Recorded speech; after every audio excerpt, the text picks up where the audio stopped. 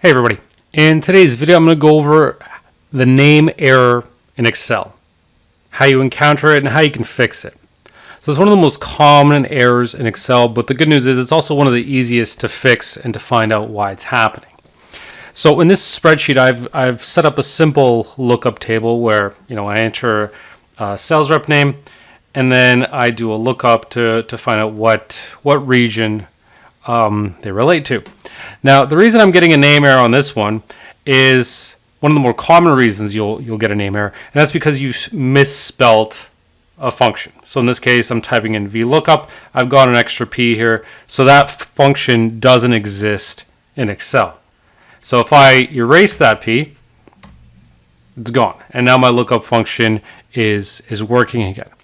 Now, so this can happen a lot of times when you're creating a function in Excel. You just type it in quickly, and you may not notice that you've made a mistake. Because if I enter, accidentally make a keystroke error, add a couple extra letters after, Excel's not going to tell me, hey, by the way, did you mean to use this formula or that, or did you make that mistake, right?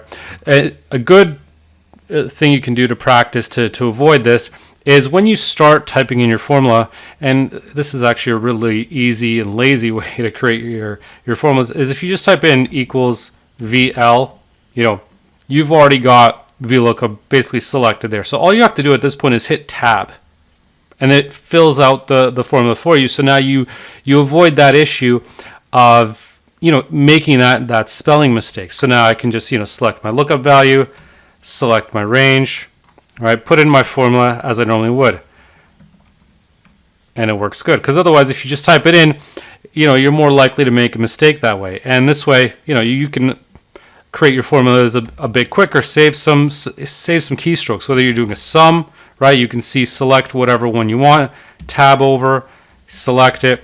Whether you're doing an X lookup, right? You just have to put in a couple keystrokes. Once it figures out what you need, or once there's no other options, more importantly, because if you just type in sum, right, there's obviously a lot of different functions, and let's say you meant to use sum product, right, and so you just type in sum and tab over, then you've got a different problem. You might select the wrong function. So just keep that in mind if you're relying on that autocomplete. It can save you some time and potentially prevent you from typing in a function incorrectly if you just type in a few keystrokes. Like I've already memorized that, if you type in VL, that's all you really need to do to get the VLOOKUP function. And so it's an easy way to set up the autocomplete so that it works, and you don't have to worry about making a spelling mistake when you're entering your function. That's, like I said, one of the more common reasons why you'll get the name error, just because the function is spelled incorrectly. It could just be a simple typo, and something that you may not even notice when you've entered your formula.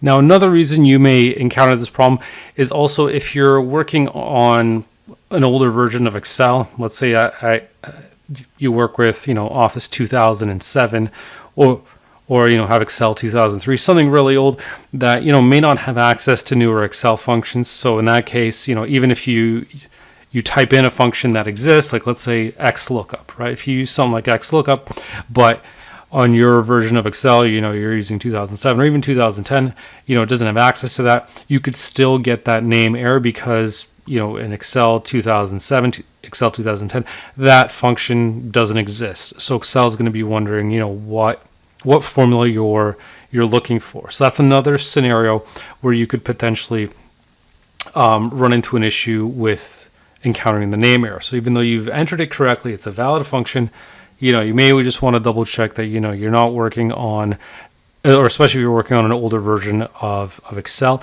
it may not be available. If you're running Office 365, obviously you don't have to worry about that. You'll have access to those functions. The one exception is if you're trying to access a function that's not yet available, that you may be seeing that Excel has released, but it hasn't rolled out to the general public yet. So that's the main thing to watch out for, is just that you're referencing a function that exists. And again, this is why using that autocomplete can be helpful, because you'll see if it's on there. Because just typing it in, if you don't see it, then it doesn't exist, because Excel should be recognizing it for you. You can also do a search here through the functions if you just want to do a search for the functions to see what exists. We can do a search for the sum functions in there. So if you're looking at something that has similar functionality, you can just do a quick search to see what else could potentially do the job for you. So that's another way you can get around that. But checking your version is important, just to make sure, in case you're running on an older computer. Another final reason you may run into the name function is if you're referencing a named range. So like in this example, I'm referencing cell E5. But let's say I thought I created a name range called sales rep. Right? Again, I'm going to get that name error because Excel has no idea what this is. It doesn't know. It's not recognizing this as a function. It's not recognizing it as a range either. So this can happen, whether you're referencing a value that you want to look up, as I'm doing in this case, or if you want to set a range. If I set this to a lookup list, right? I could create a name range to call this my lookup list, right? And so I could reference it, instead of referencing AC, I could say, okay, reference my lookup list. And now if I change this to E5, my sales rep name, see, now I'm not getting an error. It recognizes that name range. But if I create a range that I haven't created, we'll say sales rep, now it's giving me the error. It's giving me a name error, so it does not know what that relates to. And so the way to fix that is either to change your cell reference here, so that way you're not referencing a name range, or just simply create it. So easy way to create a name range, select my cell here and type in sales rep. And just like that, I fixed my name error. So now Excel has no issues because both those named ranges exist. The function exists, and so everything's fine. So the name error isn't a terribly difficult one to fix once you know what you're looking for. There's really three main causes, and two of them really relate to the function being misspelled. So the main issues are, again, if you misspell your function, or if it doesn't exist on your version of Excel, or if you're referencing a range that hasn't been set up. So those are three main reasons to do it. And the best way to get around, misspelling your function is using autocomplete.